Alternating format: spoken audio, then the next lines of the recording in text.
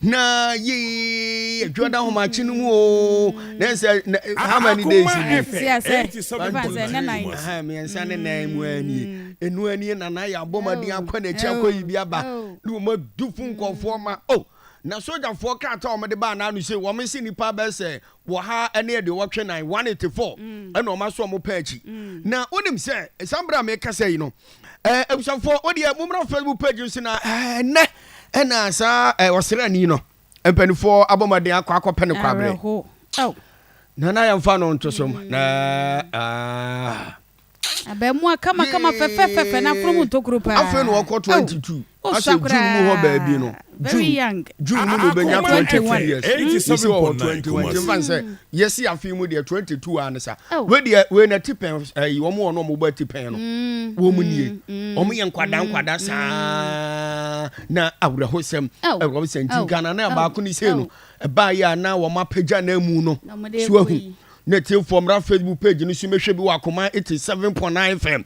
o mapaja na mu ni sei na ye no me the Ghana flag ni na esi so on say oye muslim ni ho ono oye kremoni ento ono de ye ntan form nto adaka mu o hete say ya no ye die bi nye sa tin ana yan ka oye ba ko no ma ye na wo mo tabiri no amode no ekọ ede no ko ba bia na chief imam ewo no ye na mu ni nie we oda homan ka so na ni se gu ne bo enu omode atade fufu papa no mu asem senka me mananka me beto no wono masie mie na japa ti asiesie ne bakuma sei omode nwera fita na ekuri ne ho omwie no omode Ghana flag no ye frank yi edi gu na mu no so eno omede na akoto mpanifo ani mo mba ba yeso mama no na eye national chief imam wono ana wono ankasa yes aso sorry no na dom atwa hia pa na abrantie wono ankasa no wono mo ba tipen bra Facebook page no so no wadaroma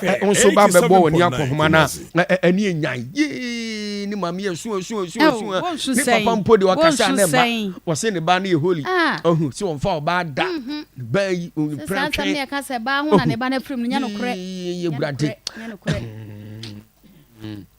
ebisa from na Facebook page so na mo mehwe osirani no sabre de omo akwa pene krabre kra wo mo ankasa soldier for na ye bibia ede no to police military ambulance ni mu a na wo mo edi akire yi twepu sei eyawrehosem ye onye ono a na to ne kon wu yo kofuo bi na namo nsa so a na omaje ne krafiri ni sem na ebisa for ansana na mpanifo kwakoye kusuma mamre no omode abrantie akwa hye fom kra no wodwa ni kiremu ayi bia ne deni Ashaiman a wonu me nsam trofo adi nkomo esanse wona asasem ni siye asem ni siye o se da brefia da de be cheme mendam wono mo na sojani no srani no enkonfuko bi e wona se kan eku no enti dwoda akokwa je Mary ahomache no a na srafo bi di wiemu hyan kradada sa ko kromu ani he obawo be mo ni titiri pa ni mema no dufu bi mo ye omo mo ho sei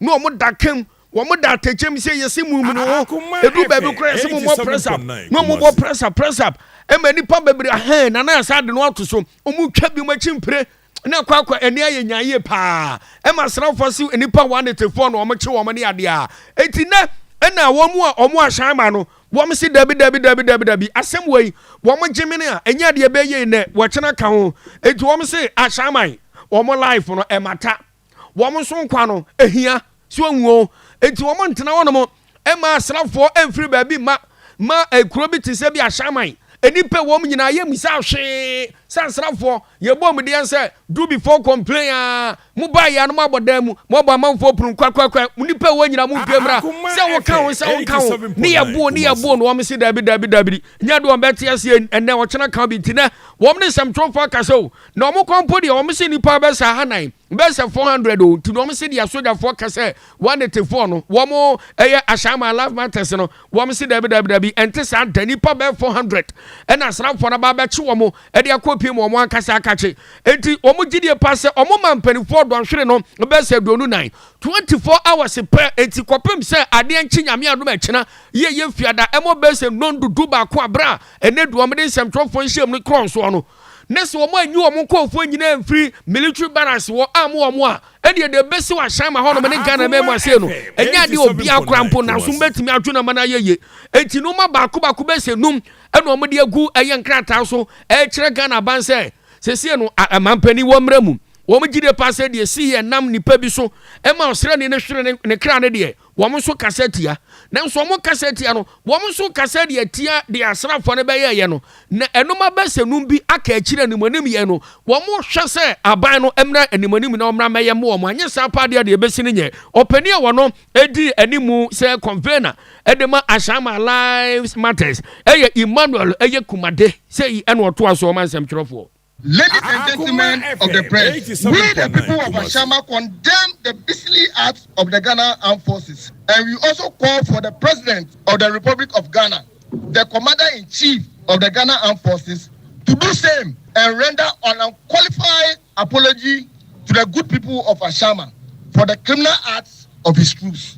We also call on the media, civil societies, professional bodies like the Ghana Bar Association, religious bodies, among others, to join us in condemning the violence and the criminal acts of the soldiers. Consistently and persistently, the Ghana Armed Forces have taken Ashaiman as the training ground for unleashing violence on the innocent citizens with impunity. We are saying loud and clear that we have suffered enough, and enough is enough. If citizens cannot sleep peacefully in their home, where else should they find peace in a democratic country like Ghana? We are therefore, as a matter of urgency, one, calling on the president to order the immediate release of all residents of Ashaiman that the soldiers are illegally keeping in their custody. Two, calling on the president to immediately set up a committee to investigate the criminal acts of the soldiers and the culprits punished. Three, calling on the president to direct the Minister of Defense to pay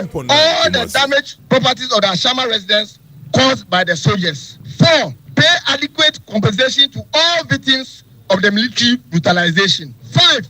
Provide street lights in all communities in Ashaiman, since darkness was a contributing factor for the murder of the soldier, because the incident happened in a dark place. Residents of Ashaiman are also citizens of Ghana and not spectators. Ashaiman lives matter. We demand for justice, and we demand it now. Since justice delayed is justice denied. Long live the people of Ashaiman. Long live the fight for freedom and justice in Ghana.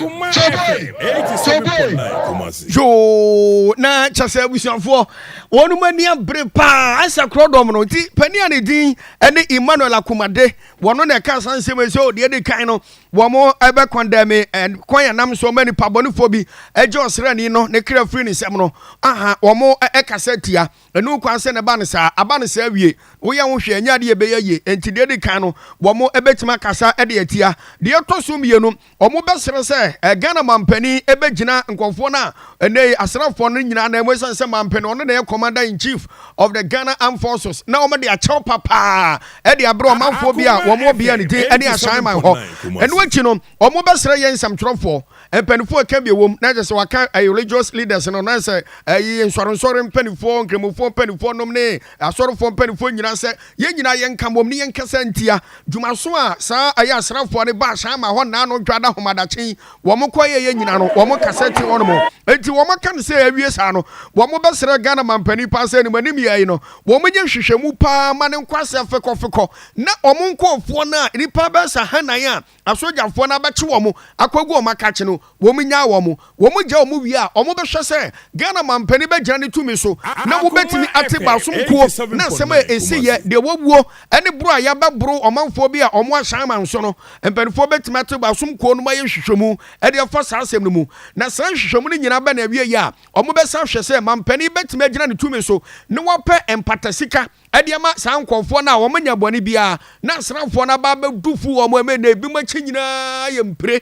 ne nyina no obehwese aba betimi abomade no open patasika bi atimi dia mom na mfei obama ntemonum se ya esum se ya ka bi ne nyina ka wo bi nkane ani ho street boy we ebi ni wana campus omo de abobo ho em obi di obi bone a obi ahu na china bi omo tima kwa kwagye no no mo susu se ni nyina ka ho bi mpo na ama branch a nei wayo srani a meka sai won ka tasefo bi mu no ono nso nkofo agye ne kra ade afiri ni sem enti samre de wonu maburu su bi wo so eye Ghana fo omo ya Ashaiman fo wo so life na mata wo nkwa no ehia pa enti nyankopon ka obi aho long live Ashaiman long live Ghana opene eten kan eye Emmanuel Akumade na nanu se yese Kim ena wo mu a wo so kan no aso asrafo no dufo mo no ebi mo yire ene wo ma ye dufo mu bi no pro mo wedie mu omo so ne samtrofo edi nkomo. Yeah, family Beatrice. Me kunu kan kofo no ma chi onu kunu Friday na adinisi no no ho okwa sorry oko online. Nti by fie be 2 o'clock Saturday 2 o'clock. Nti no for like oni around and assembly see. But Monday ahumachi na oko private and san o match like omuchi ni kan kofo no. 3 days ni onye mbe fie. Me baba no minini wakola 2 years akola no po yari. Ye nko bebi anu na oko bansa na yedidi o match na kan on buy akola nsu yare wo didipo 3 days nye mi didi ye mi ndai mo penyi me ka che sempani cho mi pan cho ko to je gu fo mi pan cho o ma mi kunu be fi anu na ko ba sa na ye didi wan China akola nu asem bi tu mi baba na anasa sem to akola na ban ko fo na mu ni asem no ho hwi ni de o ma be fa o ma kan o mu nye investigation o mu nya bodo no mu nye investigation ni ye mi ba mu cho wait soldier man where they live for the area inside. We never hear saying that somebody they quarrel.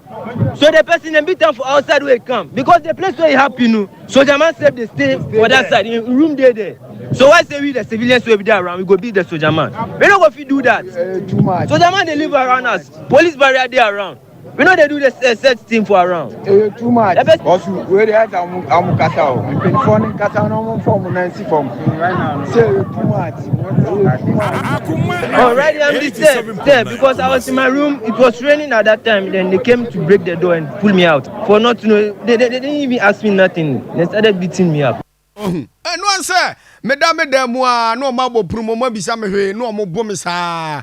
Na obaba kuno din kakase and say, Niku crano sa da assembly see no. Oko night o, kobo mpaye na o kwa adwuma ayi wa ba fie na. Kobo mpaye we na homache na na yema kano. Nti ne okwa brade nyam. Okwa nyana. Okonye.